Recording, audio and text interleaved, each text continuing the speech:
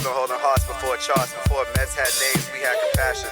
This one's for every nurse, past, present, and future.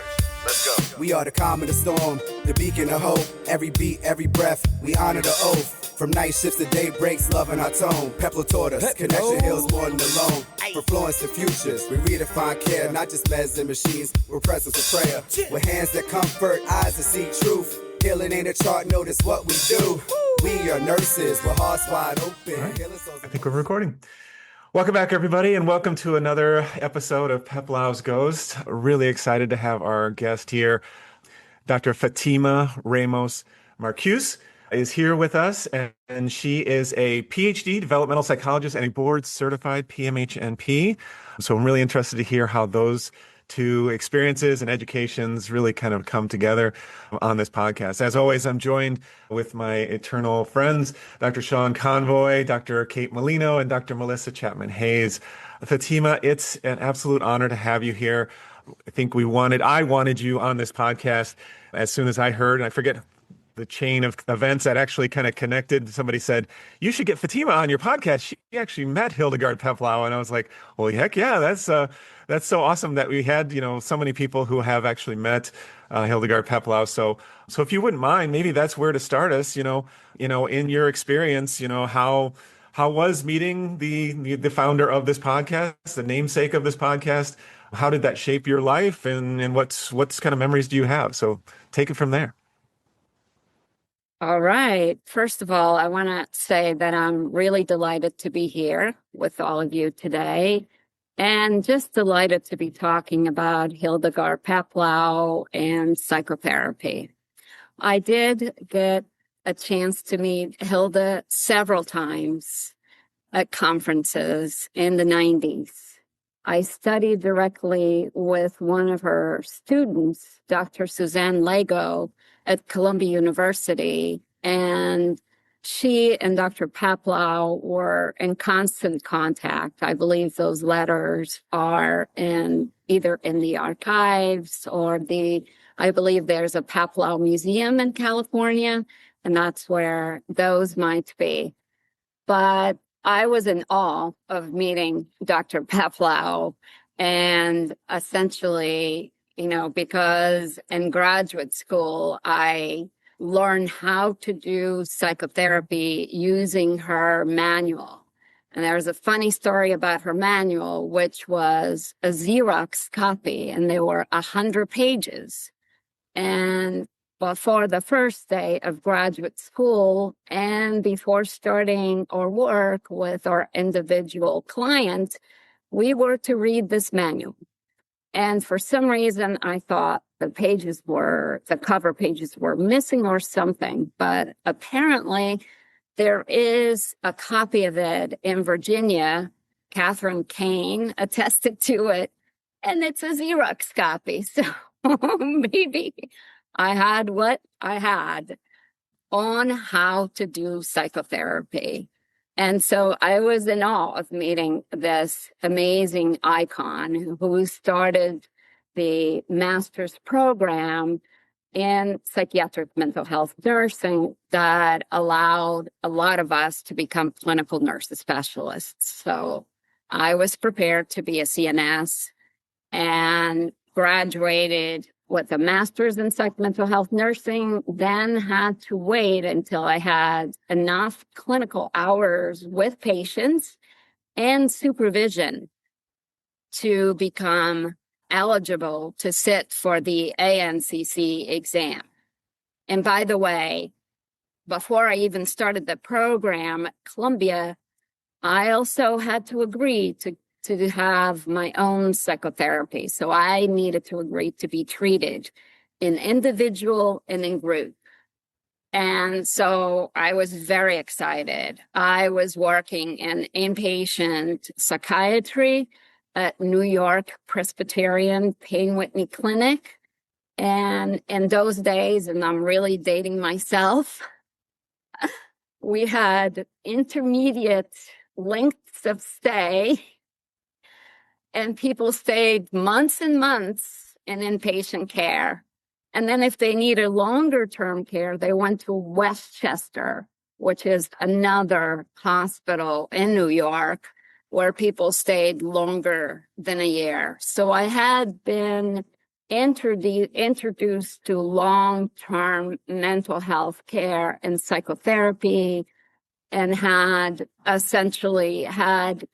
been preview to case presentations and professor rounds where primary nursing was practiced and where nurses were very much encouraged to do not psychotherapy per se, because we weren't master's prepared nurses, but to do one-to-ones with patients and to document as such. So that was my background. I was very excited about that. And that's how I went to Columbia University. And I was very much ready to engage in my own treatment as well. So it was kind of like what it's like to be on the other side of the couch. And I'm really grateful for that. I know our program was very, very small. Then there were about 8 people, but I believe they were 10. And 2 people did not go on because they, one, refused to take sick patients. So we had to first work with patients who were psychotic. And, Hildegard Peplau developed her theoretical model in interpersonal nursing, essentially from working with inpatients in hospitals like Bellevue and other state hospitals. And she was very much influenced by Harry Stock Sullivan, who was an interpersonal psychotherapist. So, back to how I met her, I don't even remember much conversation with her, except that she told me that she danced with Bowlby, John Bowlby. And he, of course, is very important to me because of attachment theory much later on. And she said he was an amazing figure. And I was very excited about that. So joke coming. I mean, when he said figure, did he mean like a physical figure? Was she attracted to him, or was it more the dancing figure kind of? I think in what he did. Yeah, that's what I figured. Yes. And well, and the question I have too is, do you still have that Xerox copy of that manual, or probably didn't know it was so valuable when you had it, right? I actually don't think I do, but I could. I've moved so many times and I had a flood, so I've lost some work of people who have been influential in my life. So I don't know that I still have it, but I know Catherine Kane does at University of Virginia.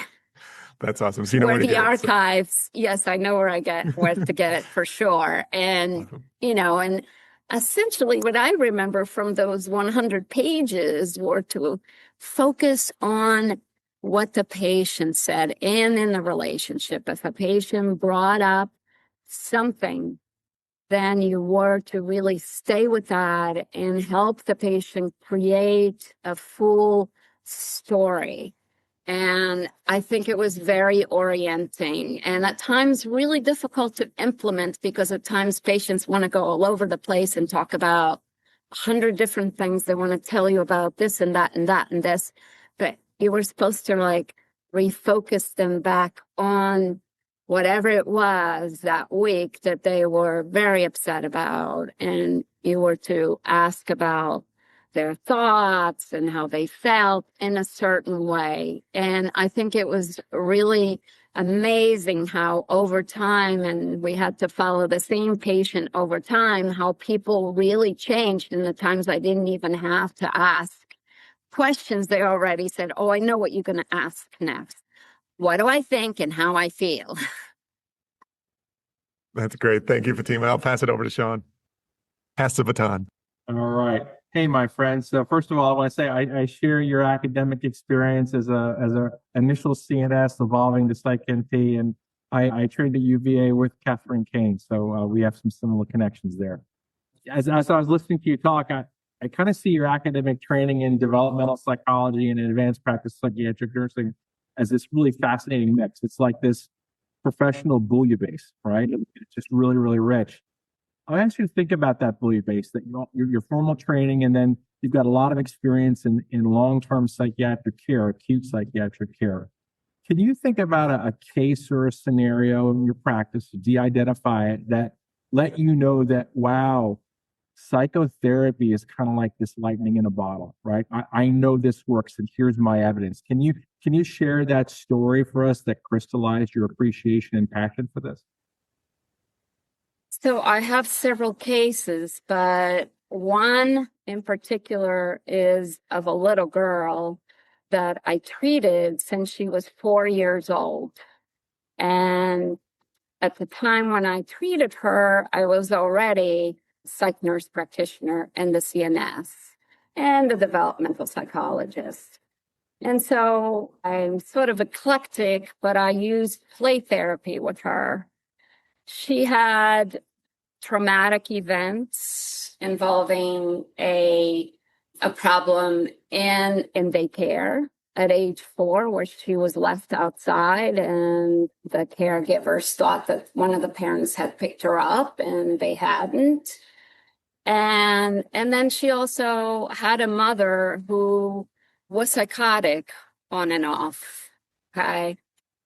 And a very good father, I thought. So I followed this case for several years, and I actually saw her recently. She's now an adolescent in high school, living with her father. Her parents were together when I started treating her, but then they got divorced. And now she has a stepmom that she really likes, and she's doing okay. But at the time when I started working with her, she was quite disturbed.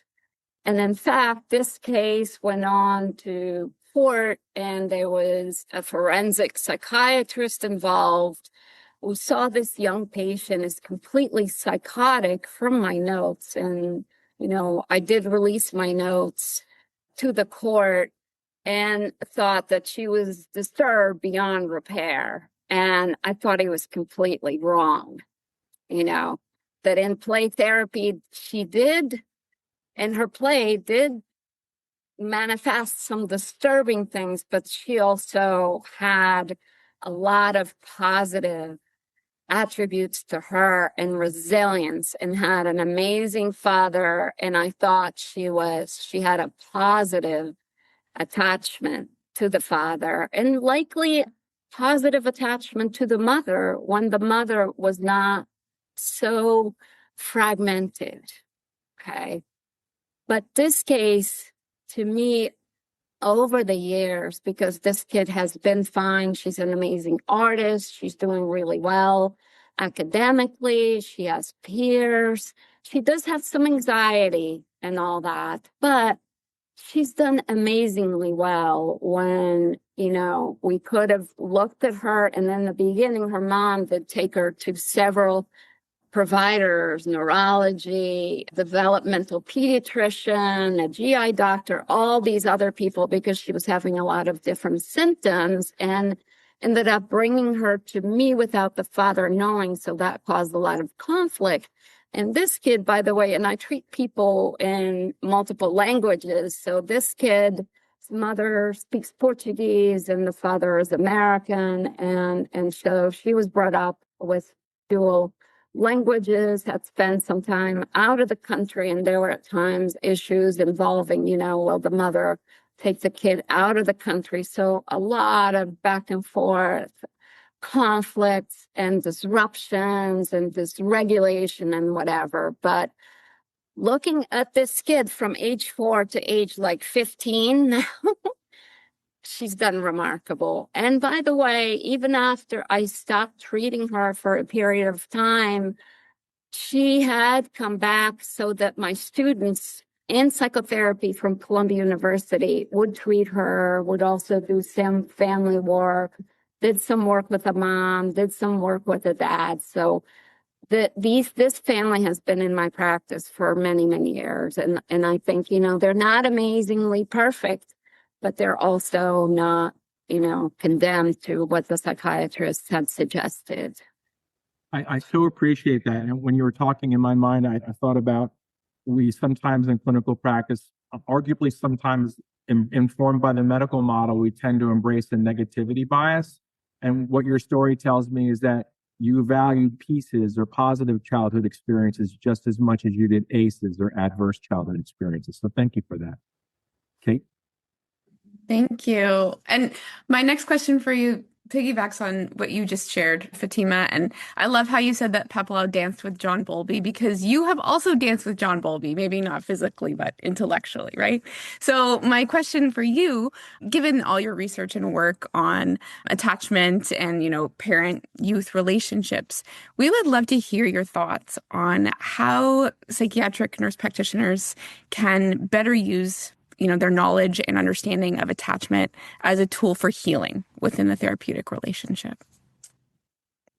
That's an amazing question, an amazing proposition.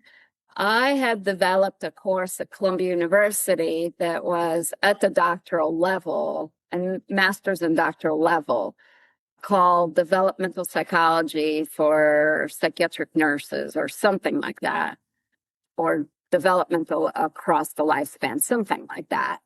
That course has gone away, and essentially they have created a course for MDE, so people coming into nursing from other disciplines, and they get a master's degree, and they can be prepared to take the RN exam. Apparently, the attachment content is still in that class. So that was the way I had brought in attachment into the program. But I present on attachment a lot at conferences. And of course, the research that I've done in attachment is only showing up in psychology journals. But I've been working on other manuscripts that I've not been able to submit into nursing, but I'd like to. But I also, in the graduate program at Columbia, I do talk with the students about using attachment and on how to integrate attachment into the care of patients. And it's not easy to do, especially if you would like to assess attachment in an individual. I was trained on the adult attachment interview in psychology, and that takes a long, long time until you become proficient for research purposes. But even for clinical purposes, it's very expensive and probably not something that every therapist would like to integrate. But I'll tell you how I use it. I usually ask patients, especially adults or adolescents, and the tool was used with adolescents and adults, to ask them, okay, how many caregivers do you have that you feel like they're main caregivers? And people usually say 2, sometimes 1. But give me 5 adjectives for each caregiver that had a big influence in your life. And then tell me 5 stories about each adjective. So, they might say, my mom was kind. So I say, tell me a story that illustrates how kind your mom was. And so then as a therapist, you can kind of evaluate those stories for coherence. Are they coherent? Do they make sense? Or are they about something else? Like, my mother was kind. Well, she was kind, she was a nurse and was always administering to people, but not, but they don't say they're talking about themselves, right? So the story should be relevant to themselves. Or people sometimes go off in tangents, so they say, I don't remember. So you can kind of, you do have to have some training and understand the various aspects of attachment. And also, just because you might be insecure, avoided, or insecure, anxious, or ambivalent, doesn't necessarily mean that that's pathology. Okay. Pathology is disorganization typically. And even people who may have insecure attachments and even some disorganizations can actually work toward positive security in therapeutic relationships. So there's something called earned security.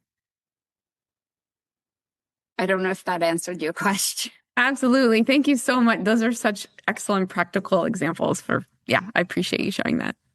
I'll pass to Melissa. I was going to say, could we just talk about attachment for the whole episode? Because I have follow-up questions, but I actually have a different question. So just noting that for the future, you are a strong advocate for integrating psychotherapy with medication management. And I want to make sure we touch upon this. Since Peplau viewed nursing as a, quote, significant therapeutic interpersonal process, how do you ensure that the nursing or human therapeutic aspect doesn't get lost when the clinical focus shifts toward pharmacological interventions? Amazing question. Amazing. And so I can tell you that in private practice, which I've been in private practice for over 14, 15 years or so, I am able to really stick to that, okay, where I will do extensive evaluations. I will talk with patients who come for services about what is available that is evidence-based. And we could talk more about evidence-based, talk about the work of Jonathan Shedler, who's a very special person out there in the world of psychodynamic therapy. But essentially, I try to understand my patients from an interpersonal perspective and understand what they bring to me. And I may not prescribe the very first time they come to see me, unless they come to see me after they've been under the care of another therapist, which is often the case. I do work with a lot of other colleagues who are psychotherapists and not necessarily nurses that I highly respect. And my colleagues know that, most of them anyway, know that I am a therapist and that I see people from a holistic perspective. And so we make sure that patients understand that medication isn't just it. And we know that effect sizes for treatment using just medication, let's say for depression, are kind of low.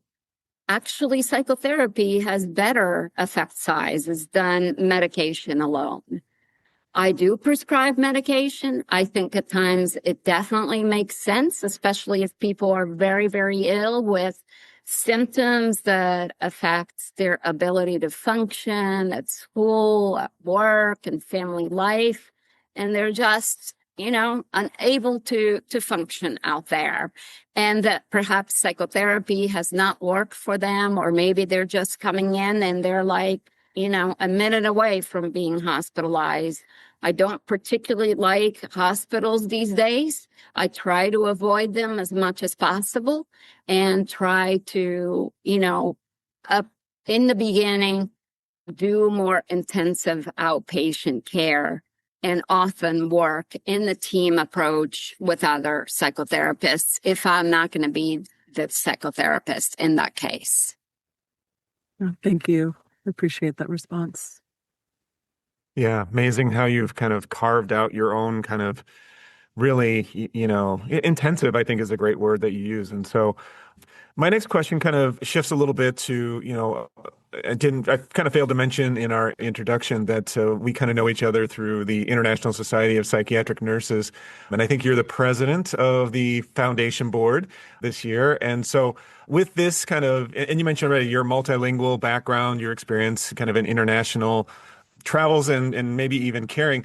Very interesting. And I think, in looking at, we're all kind of traveling around on this blue, marble in space. And so how can we learn from other people? So that's my question. In your experience, in your travels, from other countries, other places in this planet, how do people do mental health maybe better, or what do we have to learn from them? Maybe like a lesson learned, and maybe something even that they could learn from us.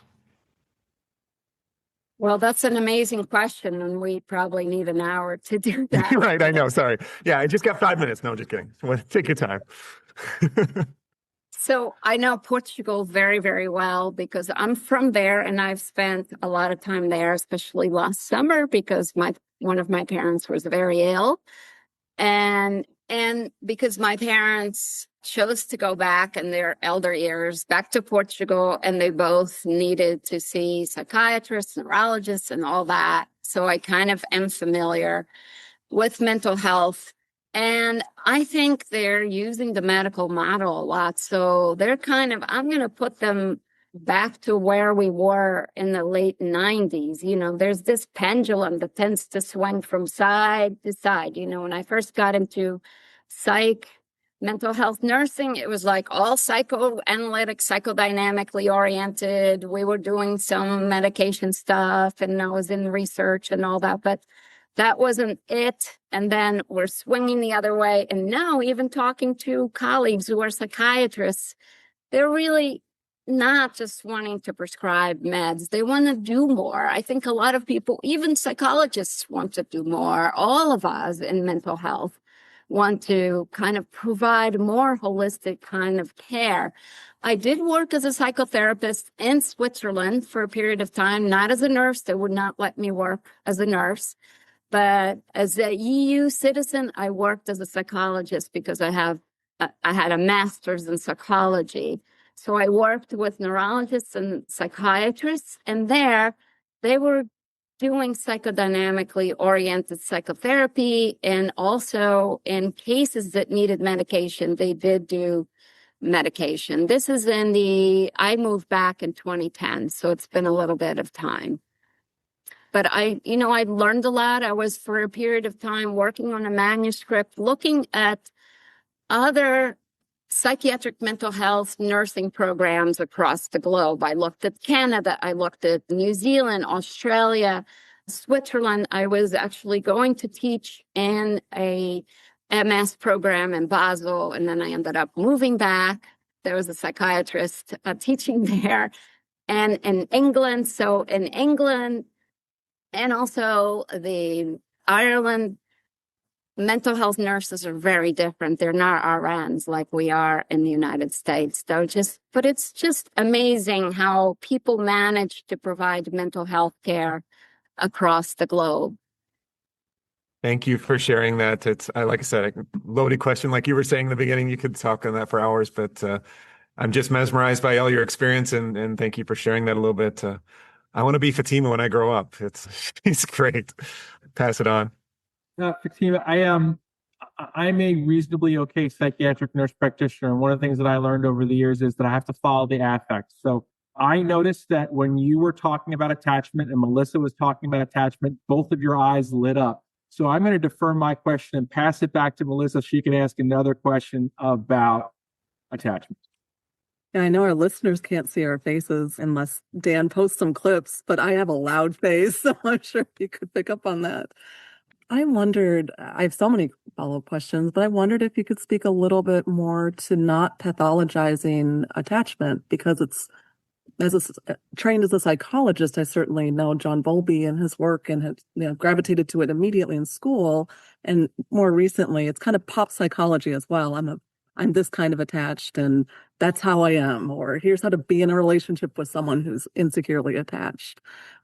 I just love to hear more from you on not pathologizing it, because of course you can work through it if that's not too broad of a question, or you can take that in whatever chunk is manageable for this podcast. I completely agree. I think that a lot of us will actually have various attachments and types of attachments, and we may display those with different people that we're in relationships with. And some of that might be adaptive because of how the other person responds to us. And as long as it does not, make us unhappy or cause a lot of dysregulation, it's okay. It's okay. We don't all have to be completely securely attached. And within security, there's also a bunch of categories. Okay. I learned to code babies. And so there's just like a B and a C and the D1 and the D2 and the C1, and, you know, and also even with the adult attachment interview, you know, I think that at times looking at it in scales that are kind of go from more positive to negative, kind of on a continuum, instead of just putting people in little categories, because we don't fit in little categories. Even the DSM, I hate the DSM, actually. People usually, I don't say that a lot, but I don't like the DSM. We don't, and our patients don't fit in those little categories. And I often say, this is for insurance purposes, or somebody says, I'm definitely this. Can I be this? And if I think, okay, that's reasonable, let's be that. But that's not how I understand people, through these pathological medical model categories. And as I said earlier, that people who have insecure attachments can become positively or secure through what's called earned security. And that can be with a teacher. There's a really large study in Hawaii, because people didn't move around a lot. And, you know, even if you have one positive relationship with someone, that can be incredibly protective and can foster security. There are people who have partners, like romantic partners, that have become their secure base, hopefully their positive secure base, right? And that have helped them have kind of like secure or positive kinds of relationships. And also, of course, with your therapist through a therapeutic relationship, that can derive security. And it should, right? Because a lot of people have not had that as growing up. You'd think that growing up, you'd have people that you can depend on in times of stress, or that they wouldn't inflict traumas on you. But we know that's not the case. But it's also a very, very small number of people that have horrendous disorganized attachments. Most of us are securely attached across the globe. So I think that's very positive. And it's not everything, because a lot of critics of attachment say, well, this is not everything. Of course, it's not everything. I also studied temperament. I think temperament or personality can make a big difference. The environment can make a big difference. So many things can make a big difference. I appreciate that dynamic approach, and especially talking about attachment through relation. Thank you. I will pass it on to the next person asking a question. Yeah. Do we have one more? We're coming up on time too. Does anybody? I mean, yeah, we just would love to have Fatima maybe back for a second episode. Thank you again. Maybe we'll wrap it up at this point, and just thank you to Fatima. Thank you so much for your time and your expertise. And it's been enlightening. It's been really, for me, it's energizing. I mean, I think the words and the stories that you've shared here really are inspiring to me, and hopefully they're inspiring to lots of people listening. So thank you all for listening here for another episode of Peplau's Ghost. We will be coming back soon with another one and have another exciting guest as well. So thank you so much, and look forward to hearing another episode soon. We rise through the pain, carrying the torch through the blood and the rain. We are nurses, the world can't forget. We give our all, no regrets. Modern in our ways, but our roots don't decay. Nurses anthem, and it's here to stay. We are nurses. So here's to the hands that heal, the hearts that stay steady, the voices that whisper you're not alone. Because nursing isn't just what we do, it's who we are.